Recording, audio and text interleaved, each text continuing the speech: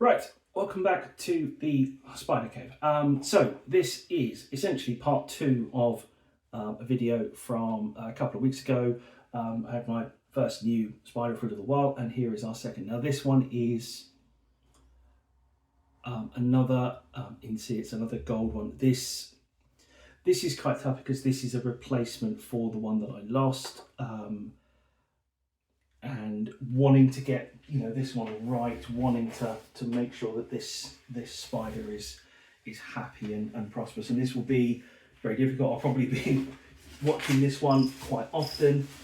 My biggest challenge probably for this spider is making sure that I don't become a kind of helicopter keeper, essentially hovering over it all the time, constantly taking the enclosure off and checking they're okay. That actually would be the worst thing I could do, because that is going to probably stress them out even more.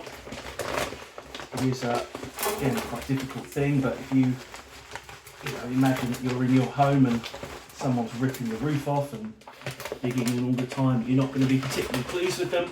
It is going to stress you out, it is going to worry you, it is going to make things hard, and obviously we don't want that at all. We certainly don't want that for our spider, and really not for this one. This is this is really hard, and it is really difficult actually. It's still quite coming to terms with what's happened. So we're going to just make a little burrow down here. The last one I had webbed up quite a lot, and I think I'm hoping that this is a better substrate for that, especially with regards to moisture, with regards to humidity, and just having a better substrate for them to live in. I am going to let them settle for a bit. I'm going to put a water dish in, a little tiny one, but the last one I had would web up and actually webbed over that water dish. So what we'll do is we'll still put the water dish in.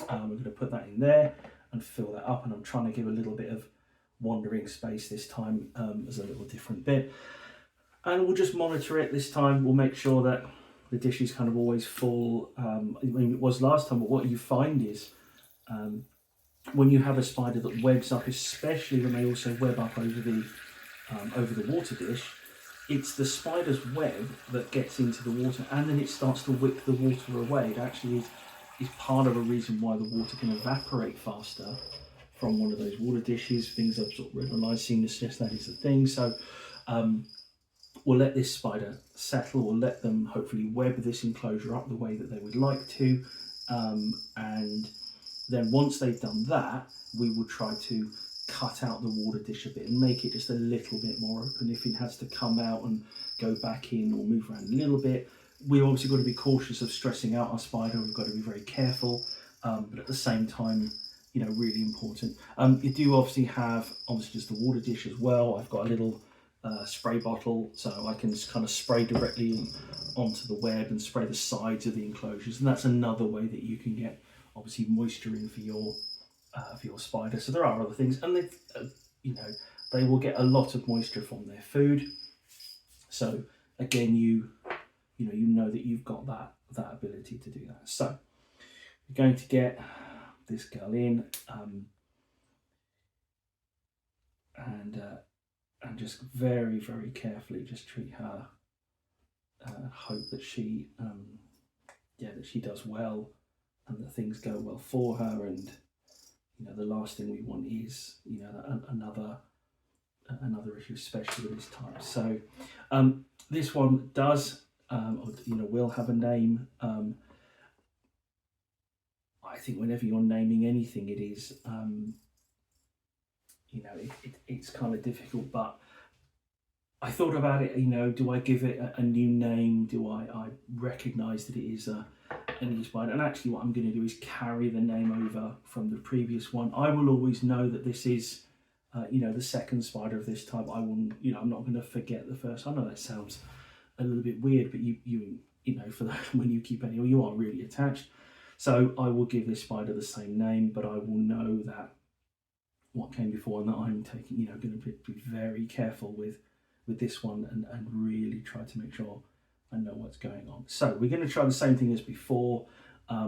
You can see the spider actually if I tilt just a little bit. I'm going to be very careful because I don't want to spook them, but they are always very near the front of their kind of enclosure. They're in, it kind of helps with the packing. So we are going to do the same thing as before. We are going to try and use the paintbrush to coax them out, and we're going to position this quite by the burrow. Hopefully that darkness that they're facing, they can see that safe space, gives them something to move into. I don't want them, you know, leaping out over the enclosure. Hopefully this way they'll crawl out quite slowly, and we'll see what we can do. And we'll just try to nudge this spider in bit by bit. I'm just wondering actually if this one's got a little bit further back, I might be able to get the tissue paper out. If I can, that would make life a little easier. We'll see what they do.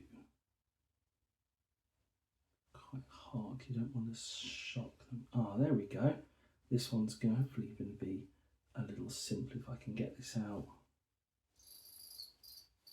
That's going to make life much easier. Right, there we go. Okay. Now that's going to be much easier. That's me much happier because this time I don't have to push around. So we're going to open this up. I feel a little sorry for the spider at this point because they just get a little spun around a little bit. Hopefully when they come round, they're at the right way up, but just nice and slow. We're not gonna stress them out as much as I can. There they are. Okay, so there is our new spider, and this is, it's not new Terry, it's not Terry 2.0, this is Terry replacing the previous one that passed on. So what we need to do is just get her into this new burrow. So we're going to do this nice and carefully. Now, again, it'll be very interesting to see what this spider is like. The last one I had, the previous terriers here, they travelled quite a bit in a more open enclosure. They were bought at a trade fair, and so when they arrived, they scampered around this enclosure and actually were a bit mad, and getting them in was quite tough. Whenever a spider is shipped this way, wrapped up, they are very calm. They can be quite, very docile. They've been held in this environment. They usually feel quite safe. They are stored in, you can see in the way these tubes work, they're stored very comfortably. Their paper is very slightly damp. It's dark, so they feel secure and safe. And these two were bought from Creatures of the North, which is terrific. Always packed in, lots of nice styrofoam bits. They don't get jostled all around. It doesn't happen like that. So, so that works. And as you can see here, the spider isn't moving. Now this will probably be as a reaction to my voice. They've been opened up and actually spun a little bit. They can feel this obvious change in the air. And even as I'm talking, that's passing over the top of the enclosure. They can detect that and they can feel that there's something out there. So they don't want to move. They're trying to work out what's safe and what's not. All we need to do here is just get them off the paper into the enclosure. Once they're in, we'll put the lid on, and then she will start to feel safer in here and start to make this her own. So we're just going to do that nice and carefully. Now we're just going to watch what happens. We'll see how she moves. The last one, it was very easy. Once she came out, she just strolled about. I can already see her just sitting quite comfortably. For this one, we don't know how she's going to react. We're going to tap at the back and try and just nudge her towards the kind of darkness of the enclosure. That's the intention. She might turn to face what's touching her. If that's the case, we have to try and do it the other way around. We can, if we want to, although I don't like to, but it is an option. We have now got an empty tube. We could use that to kind of coax her kind of off this tissue paper. And again, that's all we need to do. We're not doing anything drastic. So we're just going to try and tap and just see how she goes. There she is. You can see there straight away, she's facing what's going on. So already this girl's got a bit more life. Okay, and actually looks like tiny little action. So again, we're just going to tap on the back and just want to nudge her forward and see where she's going to go. Oh, look, she's a little bit more feisty. I'm already though loving this girl. I think she looks terrific. So what we are going to do, we are going to take our paper and we're just going to move it slightly, and we're going to see if we can get her to walk off this paper. Obviously, this is the safe thing that she knows. We're hoping as she feels the substrate of this enclosure, she is going to be okay. Now, perfect. As you can see, obviously, I do carry those oils. She's managed to get some of that stuck on her, because that's that slightly wet tissue paper. That paper will dry and it will fall off pretty soon. And I really don't want to stress her out by trying to grab all this paper off or anything. Like, you know, that's the last thing I want to do is really stress her out with that. I think you can see she isn't desperate to be touched at the moment and just wants to settle. You know, certainly less calm than our last visitor. But my other one was very similar. This one does seem to have, and you can just see at the back there, just a smaller abdomen there.